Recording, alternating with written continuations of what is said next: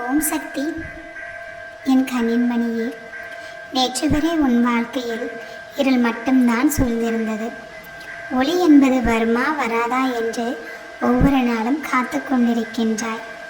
ஒவ்வொரு நாள் இரவு தூங்கும் பொழுது அடுத்த நாள் விடியலில் உனக்கு ஒளி என்பது கிடைக்காதா என்று ஏங்கிக் கொண்டிருக்கின்றாய்.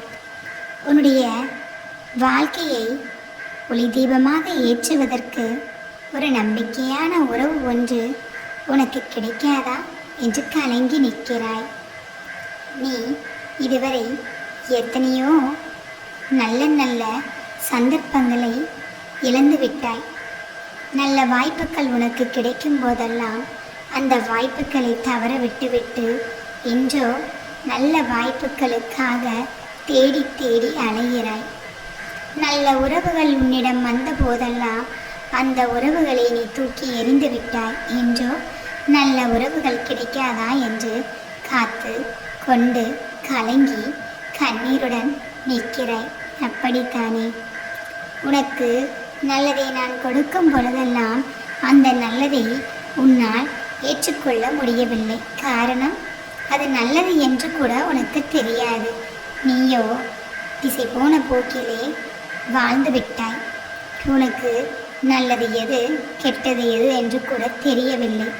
அப்படி வாழ்ந்ததால்தான் இன்றோ வாழ்க்கையில் பல சிக்கல்களில் மாட்டிக்கொண்டு முழிக்கிறாய்.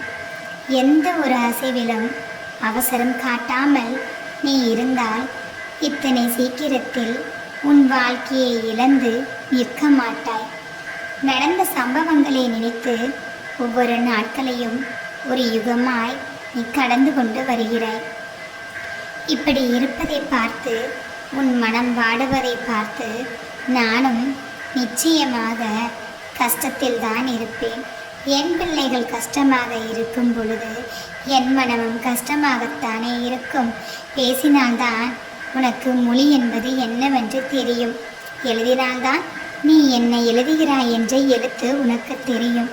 அதே மாதிரி வாழ்ந்து பார்த்தால்தான் வாழ்க்கை இது என்று உன்னால் அறிய முடியும். பக்குவப்படவும் முடியும். பலவீனமானவர்களின் வழியில் எந்த ஒரு கணமும் நீ செல்லாதே. பலமுடையவர்கள் உன் வாழ்க்கையில் வந்தால் அவர்கள் காட்டும் வழியில் நீ செல். நான் உனக்கு கொடுத்த வாழ்க்கையை ஒரு பலமாக யோசித்து நீதான் வாழ பழக வேண்டும். வாழ்க்கை அப்பொழுதுதான் பலப்படும். வாழும் வாழ்க்கை பலப்பட்டால்தான் உன் நிம்மதியும் சந்தோஷமும் உன்னிடமே நிரந்தரமாக இருக்கும். வீடு என்பது உனக்கு நிம்மதியையும் பாதுகாப்பையும் தரக்கூடியதுதான். ஆனால் அதே நேரத்தில் வீட்டில் நீ எப்படி இருக்க வேண்டும்? நேர்மறையான எண்ணங்களோடு இருக்க வேண்டும். எதிர்மறை எண்ணங்களை தூக்கி எறிய வேண்டும். உன் வீட்டில் ஒவ்வொரு நொடியும் நேர்மறையான எண்ணங்களுடன் நீ இருந்தால் அப்பொழுது நிச்சயமாக உனக்கு நேர்மறையான சந்தோஷங்களான நிகழ்வுகள் அத்தனையும் நடக்கும்.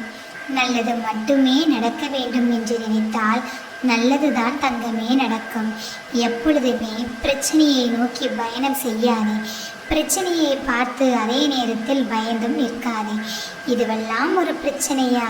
இதுவெல்லாம் தூக்கி எரிந்துவிட முடியும் என்னால் என்று ஒரு கணம் நீ நினைத்து பார்த்தாலே போதும். உன் வாழ்க்கை நிச்சயமாக சந்தோஷத்தை நோக்கி பயணம் செய்யும். உன்னுடைய சந்தோஷம் உன்னிடம்தான் இருக்கிறது. அதற்கு நீதான் கொஞ்சம் முயற்சி செய்ய வேண்டும் என் தங்கமே.